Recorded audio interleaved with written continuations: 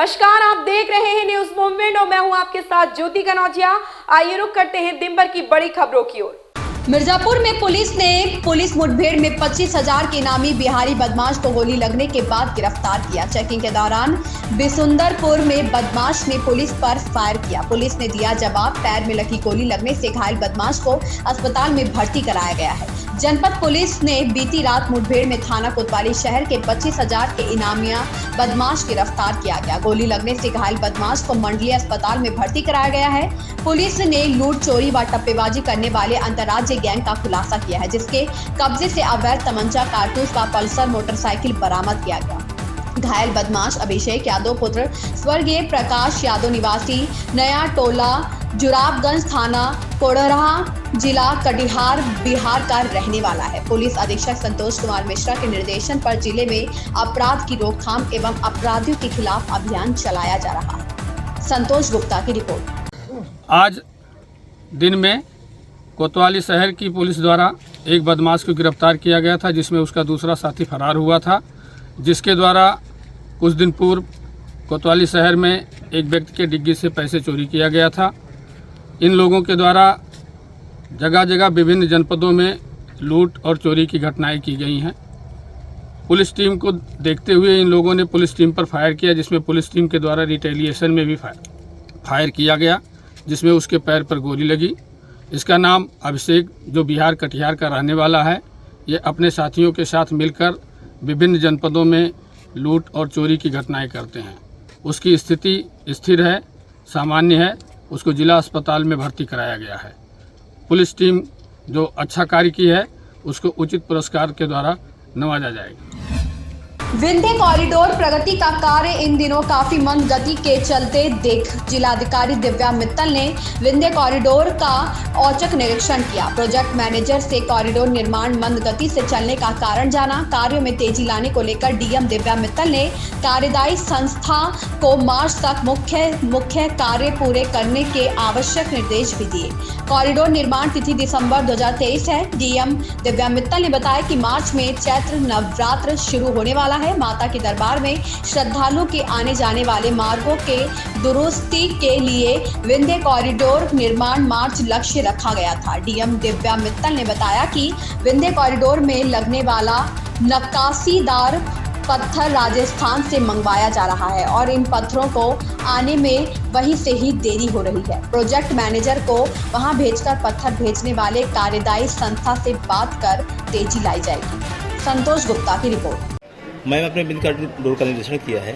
आपने कार्यपूर्णता की तिथि निर्धारित की थी कि 20 मार्च तक मंदिर के आसपास और 4 मार्गों को पूर्ण कर लिया जाएगा। आप आज फिर से भ्रमण करने आए हैं और आपने काफ़ी कामों में भी कमी पाई है, क्या कहना है इसमें?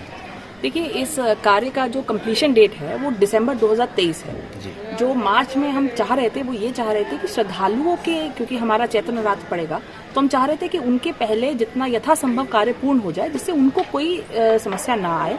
और हमारे कार्यदायी संस्था ने और सब लोगों ने मिलकर काफ़ी काम आगे बढ़ाया है। पूरा काम तो पूरा नहीं हो पाएगा, परंतु नवरात्रि तक हमारी इनसे ये अपेक्षा है कि जहाँ जहाँ पर भी श्रद्धालुओं को जाना है वो मार्ग और वो जगह पूरी तरह से ठीक हो जाए, ताकि श्रद्धालुओं को हमारे कोई समस्या ना आए।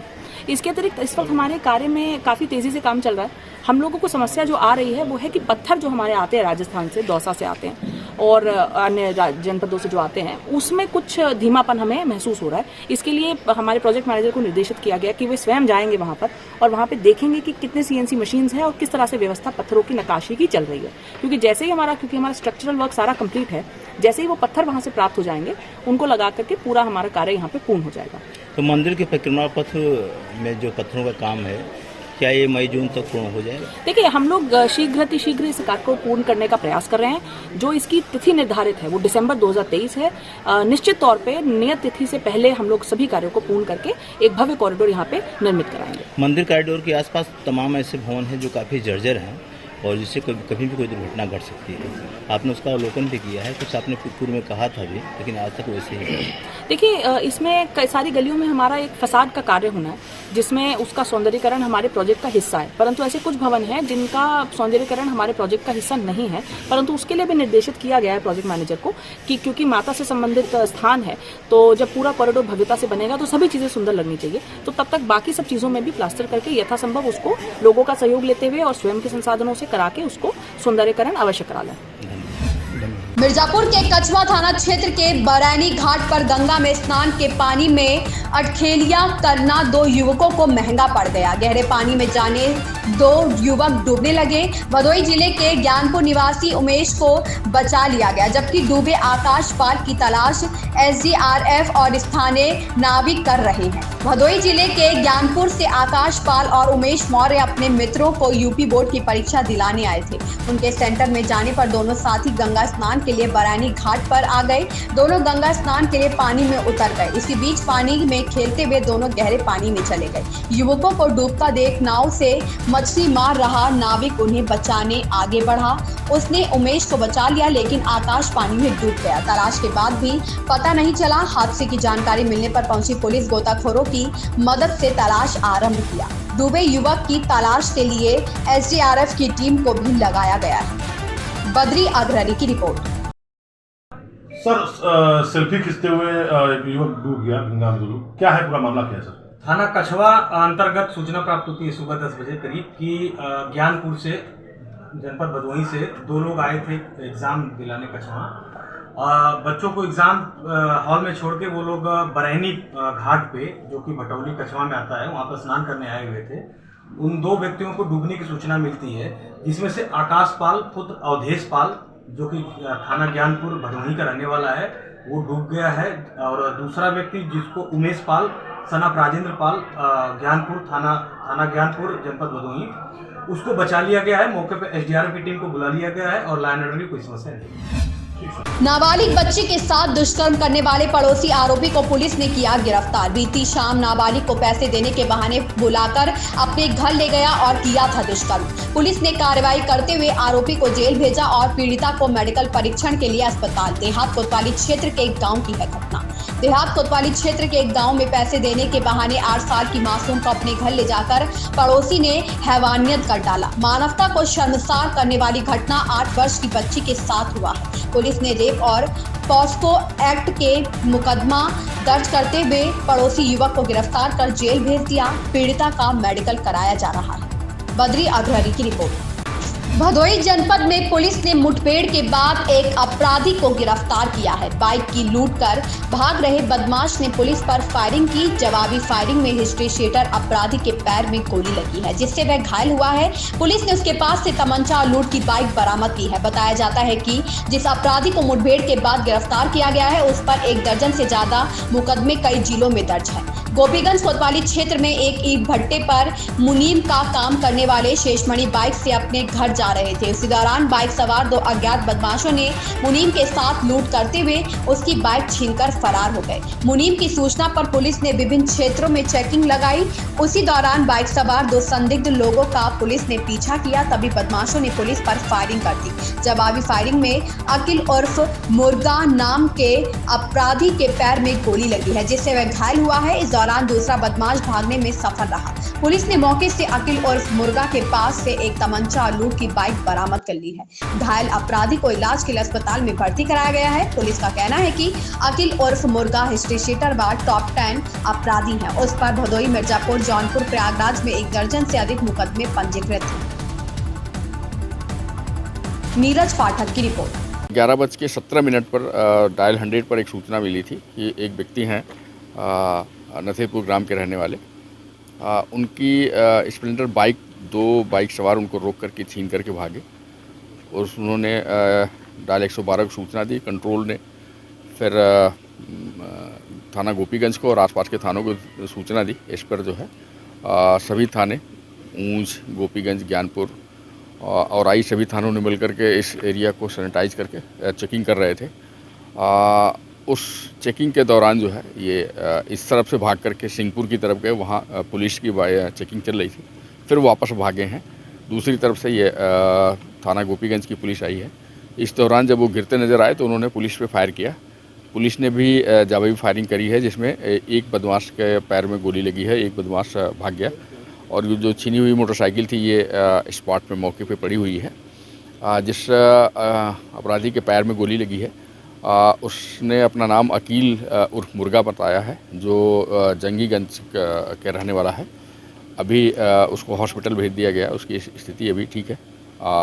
बाकी चीज़ें उसे मेडिकल उपचार के बाद उससे और डिटेल जानकारी की जाएगी। प्रारंभिक जानकारी में इतना आया है कि उस पर करीब 1 दर्जन से ज़्यादा लूट, चोरी, नकबजनी और गोकशी के मुकदमे हैं। और ये अपना प्रयागराज, भदोही, जौनपुर और मिर्ज़ापुर इतने जनपदों में उसका अपराध क्षेत्र रहा है। आगे बाकी डिटेल जानकारी होने पर आपको और फर्दर अपडेट करेंगे। तो इसके साथ जो दूसरा शख्स था उसके विषय में कुछ जानकारी? अभी चूँकि उसको मजरूब था, हमने उसको हॉस्पिटल भेजा है। जैसे ही थोड़ा फर्स्ट एड हो जाएगा उसके बाद उससे हम पूछताछ करके बाकी जो उसका दूसरा साथी था उसके पास क्या मोटरसाइकिल है बाकी उसकी भी सर्च करेंगे। अभी भी जो हमारी तलाशी और चेकिंग वाली टीमें हैं वो लगी पड़ी हैं कि होपफुली हो सकता है हमें मिल जाए वो भी। प्रतापगढ़ में डंपर की टक्कर से प्रवेश द्वार गिरा, डंपर चालक सहित 2 लोगों की मौत। प्राप्त जानकारी के अनुसार बीती रात लगभग 9:15 पर प्रतापगढ़ जिले के संग्रामगढ़ थाना क्षेत्र के संग्रामगढ़ रामपुर ब्लॉक के पास सड़क पर निर्मित प्रवेश द्वार में डंपर की टक्कर से गेट गिर जाने से डंपर के चालक सहित 2 लोगों की मौत हो गई। दुर्घटना के पश्चात लोगों की भीड़ इकट्ठा हो गई। हादसे की सूचना मिलते ही संग्रामगढ़ पुलिस दुर्घटना स्थल पर पहुंची और शव को लोगों के सहयोग से मलबे से बाहर निकाला। स्थानीय लोगों ने बताया कि मरने वाले दोनों लोग गंगा एक्सप्रेस वे हाईवे में काम करने वाले थे।